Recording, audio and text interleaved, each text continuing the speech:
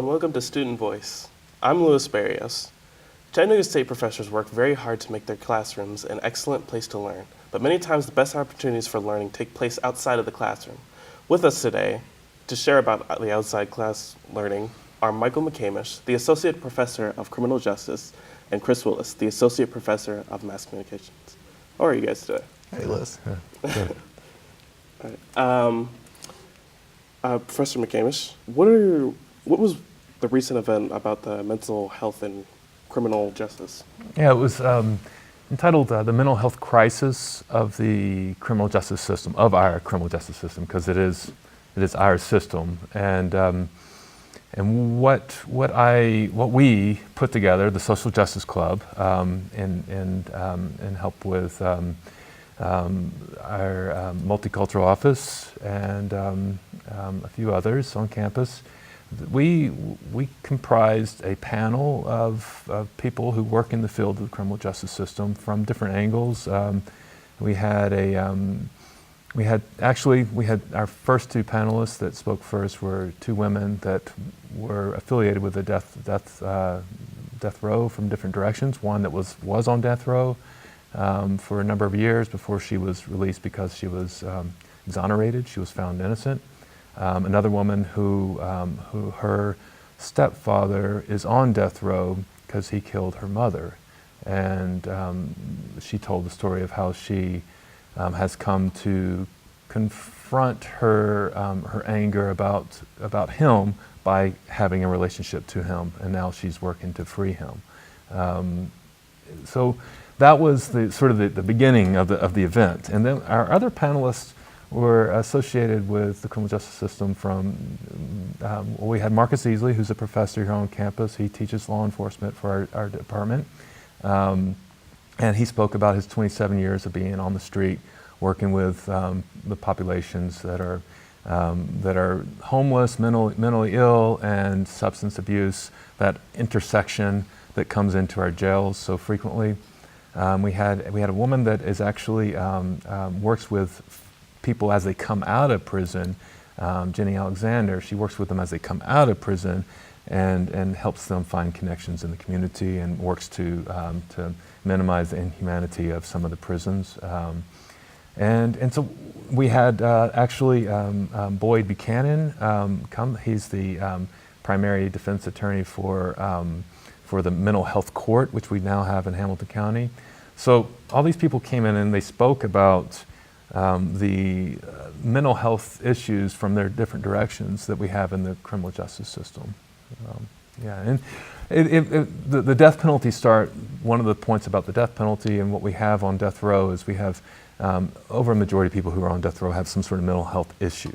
And so that's kind of the overlap with that. And there is something from my perspective that is a little bit of social mental illness for executing people who are mentally ill themselves. So I was on that level kind of working with this panel. And the panel did a great job of connecting their world to each other and showing how. We also had a guy named Scott Barry, who's from mental health, community mental health organization, Bradford, that works with people who are addicted to drugs and talk about the brain and how that relates to depression and how it relates to the addiction to drugs. So yeah, that's the breakdown of the program. It sounds like a great program that a lot of people. I was really kind of stressed about the event because I didn't know how it was going to turn out, but it was very. I felt very beneficial to information, and that's what we created a dialogue on campus, and that's we have in our social justice club we have a core group that is driving force for what happens, and they were very much involved in making it happen. So it's great to see a standing room only result of the work of a group like that. So. That's amazing. Yeah. It really is. Professor Willis, what are some of the activities your students do outside of classroom? It's funny, I was just now thinking, like, my stuff seems so light and fun compared to something so serious. But what is cool is we get to send students to so many things on campus, like that panel, and kind of subvert my TV production students into hearing about things that they might not have otherwise gone to. So I really love that. But recently our big events were, we took our TV truck down to the Chattanooga Lookouts for the Chat State Tigers versus Lookouts game, and that's a huge operation with a huge crew, and couldn't be done without all of our students, but great experience there.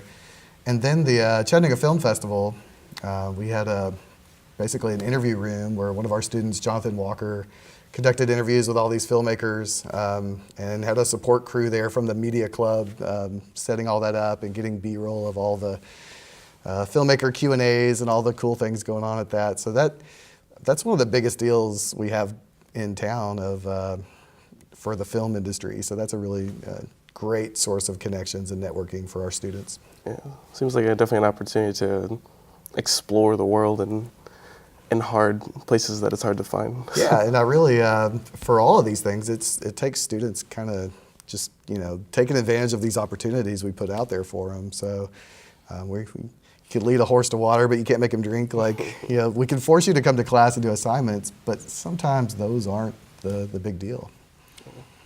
For either one of you, what are some of the advantages that people can gain from mainly joining these things? Well, I feel like that what we learn in the classroom is important. I agree with Chris, but outside the classroom, when they are in the real world, so to speak, when students are out engaged in the beyond the theory of the classroom, and to actually get it in a real world experience. This is what I have my students do for my class, actually, for both my anthropology and my theater, my anthropology and my criminal justice class.